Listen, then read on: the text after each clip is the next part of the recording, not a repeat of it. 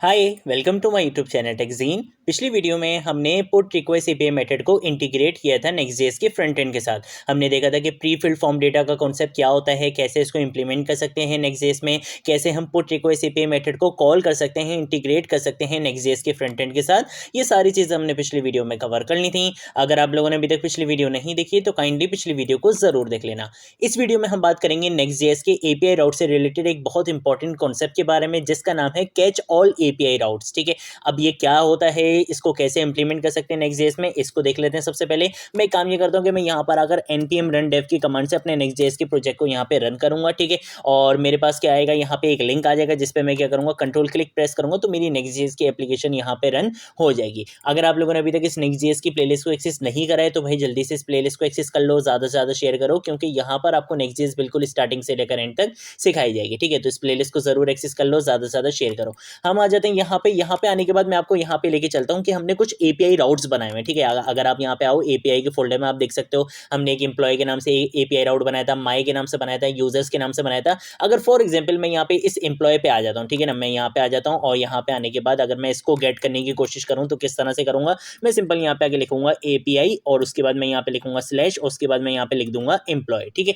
जैसे ही enter press करूंगा तो देखो मेरे पास यहाँ पे डेटा गेट होके आ रहा है। ठीक है, ये तो हो गया हमारा एक सिंगल राउट। ठीक है, यहाँ पे हमने एक सिंगल पैरामीटर दिया अपने राउट में, तो ये हमारे पास डेटा गेट हो गया आ गया। अगर मैं यहाँ पे आईडी के थ्रू गेट करना चाहूँ तो भी मैं कर पाऊंगा, क्योंकि यहाँ पे मैंने आईडी के लिए हैंडल किया हुआ है। ठीक है, मैंने यहाँ पे एक डायनेमिक राउट बनाया हुआ है जिसमें मेरी क्या आएगी, आईडी आएगी। मैं आपको करके दिखा देता हूँ। फॉर एग्जाम्पल अगर मैं यहाँ पर आता हूँ, यहाँ पे आने के बाद मैं पास करवा देता हूँ 2। जैसे ही एंटर प्रेस करूंगा तो देखो अभी भी यहाँ पे क्या आ रहा है, आपके पास डेटा गेट होके आ रहा है। लेकिन अगर मैं इस 2 के बाद फॉर एग्जाम्पल अगर मैं यहाँ पे नाम लिख देता हूँ, फॉर एग्जाम्पल अगर मैं यहाँ पे लिख देता हूँ बिलाल, एंटर प्रेस करता हूँ तो अब मेरे पास यहाँ पे क्या आ जाएगा, 404 पेज नॉट फाउंड मेरे पास आ जाएगा।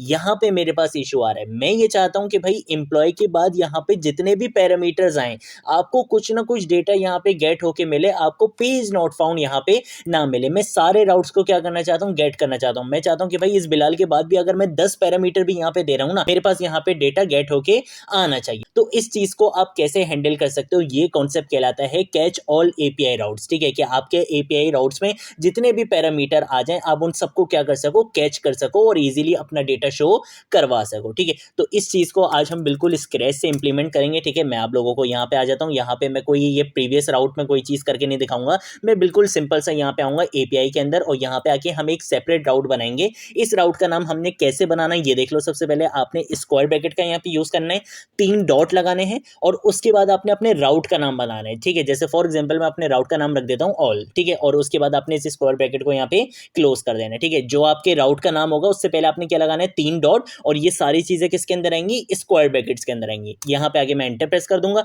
इसके अंदर आगे मैंने किस नाम से फाइल बनानी है, route.js के नाम से फाइल बनानी है, क्योंकि यहाँ पे मैं एपीआई राउट को इंप्लीमेंट करने वाला हूँ। ठीक है, यहाँ पर आने के बाद मैं सिंपल क्या करूंगा, मैं यहाँ पे आके सबसे पहले काम ये करता हूँ कि मैं यहाँ पे आके लिख देता हूँ एक्सपोर्ट। ठीक है, तो मैं यहाँ पे एक्सपोर्ट का कीवर्ड लिखूंगा, कॉन्स्ट का कीवर्ड लिखूंगा। यहाँ पे आके फॉर एग्जाम्पल मैं बनाने वाला हूँ गेट रिक्वेस्ट एपीआई मेथड, तो मैंने यहाँ पे गेट लिख दिया। आप कोई भी रिक्वेस्ट एपीआई मेथड बना सकते हो। मैं यहाँ पे एसिंक का कीवर्ड यहाँ पे यूज करूंगा। इसके अंदर मैं यहाँ पे 2 पैरामीटर्स पास करवाऊंगा, एक होगा रिक्वेस्ट और एक होगा मेरा वैल्यू। आप यहाँ पे पैरामीटर्स के नाम कुछ भी रख सकते हो, कोई इश्यू वाली बात नहीं है। ठीक है, यहाँ पर आने के बाद मैं सिंपल क्या करूंगा, मैं यहाँ पे आके रिटर्न करवा दूंगा। क्या रिटर्न करवाऊंगा, मैं यहाँ पे आके लिख दूंगा नेक्स्ट रिस्पॉन्स। यहाँ से ये देखो ये इंपोर्ट भी हो जाएगा। इसको आपने क्या करना होता है, जेसन में कन्वर्ट करना होता है और यहाँ पे आके आप क्या कर सकते हो, यहाँ पे आके आप अपना रिजल्ट शो करवा सकते हो। ठीक है, जैसे फॉर एग्जाम्पल अगर मैं यहाँ पे लिख देता हूँ रिजल्ट में सक्सेस लिख देता हूँ। ठीक है, सक्सेस यहाँ पे लिख देते हैं। कंट्रोल एस से क्या करूंगा, सेव करूंगा। अब अगर मैं यहाँ पर आता हूँ, यहाँ पर आने के बाद मैं सबसे पहले इसको कैसे गेट करूंगा,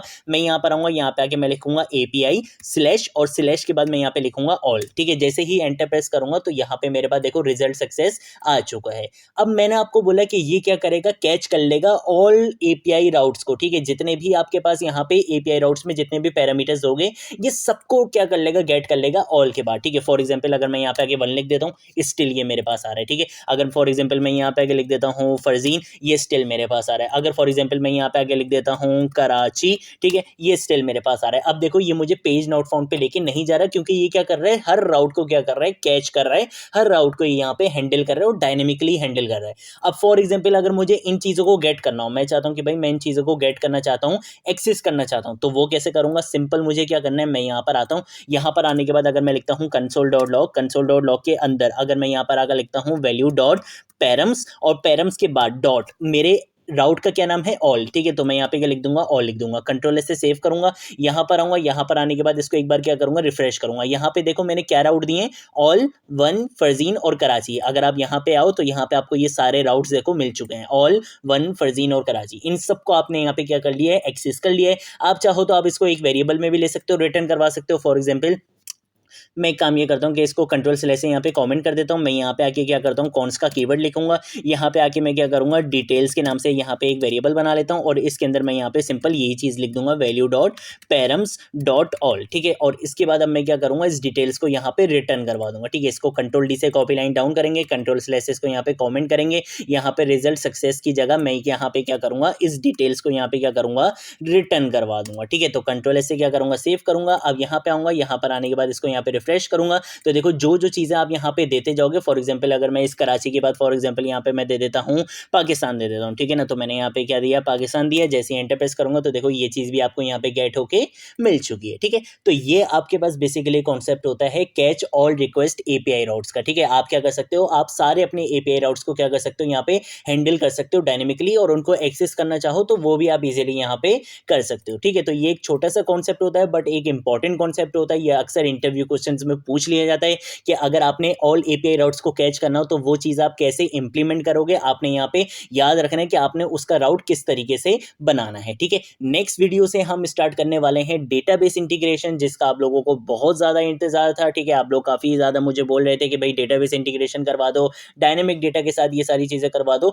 तो नेक्स्ट वीडियो से हम डेटाबेस इंटीग्रेशन देखने वाले हैं। नेक्स्ट वीडियो से हमारे नेक्स्ट जेएस का जो लेवल है वो एक और एडवांस लेवल पे चला जाएगा, ठीक है। ये एपीआई से रिलेटेड भी आपका एक एडवांस लेवल में ही आता है, बट नेक्स्ट वीडियो से हम थोड़ा सा और एडवांस लेवल की तरफ जाते रहेंगे। आने वाली वीडियोस में हम बहुत अमेजिंग कॉन्सेप्ट्स कवर करेंगे। तो आज की वीडियो के लिए इतना ही। अब हम मिलेंगे नेक्स्ट वीडियो में नेक्स्ट टॉपिक के साथ। तब तक के लिए बाय बाय।